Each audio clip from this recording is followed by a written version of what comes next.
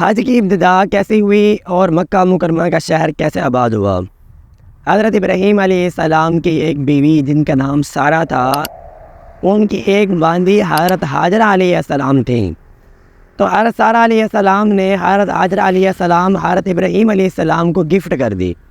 حضرت ابراہیم علیہ السلام نے ان سے نکاح فرما لیا۔ نکاح فرمانے کے بعد ان سے ایک بیٹا اسماعیل پیدا ہوا جو کہ اللہ تعالیٰ کے پاک پیغمبر تھے۔ کیونکہ اس وقت حضرت سارہ علیہ السلام کی کوئی اولاد نہیں تھی، اس لیے انہوں نے حضرت حاجرہ علیہ السلام سے ہلکی پھلکی سی رقابت شروع کر دی اور حسد کرنے لگی فطرت انسانی کی بنا پر۔ حضرت حاجرہ علیہ السلام کو ان سے جب خوف محسوس ہونے لگا تو حضرت ابراہیم علیہ السلام نے اللہ تعالیٰ سے دعا کی، تو اللہ تعالیٰ نے ان کو حکم دیا کہ آپ میرے حرم میں جا کر حضرت حاجرہ علیہ السلام اور حضرت اسماعیل علیہ السلام کو چھوڑ آئے۔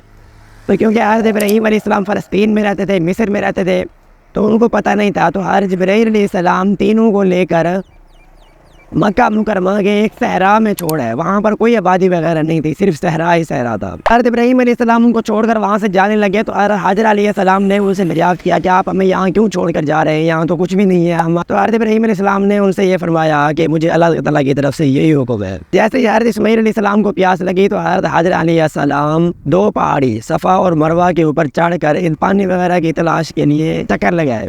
تو 7 چکر مکمل ہونے کے بعد حضرت اسماعیل علیہ السلام کے پاؤں مبارک کے نیچے سے پانی نکلنے لگا۔ تو حضرت حاجرہ علیہ السلام نے اس پانی کو روکنے کے لیے ادھر ادھر سے ریت ڈال کر باندھ بنانا شروع کر دیا۔ اس وجہ سے اس پانی کا نام زمزم پڑ گیا۔ پانی کو دیکھ کر بہت سارے لوگ وہاں آ کر جمع ہونے لگے، جیسا قبیلہ بنو جرہم وہاں آ کر آباد ہو گئے۔ تو جیسے حضرت اسماعیل علیہ السلام بلوغت کو پہنچے تو حضرت ابراہیم علیہ السلام بھی آ گئے۔ تو حضرت ابراہیم علیہ السلام اور حضرت اسماعیل علیہ السلام نے اللہ تعالیٰ کے حکم سے خانہ کعبہ کو دوبارہ سے تعمیر کیا۔ تعمیر کرنے کے بعد حضرت ابراہیم علیہ السلام اور حضرت اسماعیل علیہ السلام نے حج ادا کیا 8 ذی الحجہ سے لے کر 12 ذی الحجہ تک۔ اسی وقت سے حج کی ابتدا ہوئی جو آج تک چلی آ رہی ہے۔ 8 ہجری کو مکہ مکرمہ فتح ہوا۔ مکہ مکرمہ فتح ہونے کے بعد نبی کریم صلی اللہ علیہ وسلم نے خانہ کعبہ کو بتوں سے پاک کر دیا۔ 9 ہجری کو حج مسلمانوں کے اوپر فرض ہوا۔ 10 ہجری میں نبی کریم صلی اللہ علیہ وسلم نے حج ادا کیا۔ حج ادا کرنے کے بعد جو حضرت ابراہیم علیہ السلام نے حج کا طریقہ مقرر کیا تھا، اسی طریقے پر نبی کریم صلی اللہ علیہ وسلم نے حج کے مناسک لوگوں کو سکھائے، کیونکہ مشرکین مکہ بھی حج ادا کرتے تھے اور حج کے دوران وہ ننگے ہو کر طواف بھی کرتے تھے۔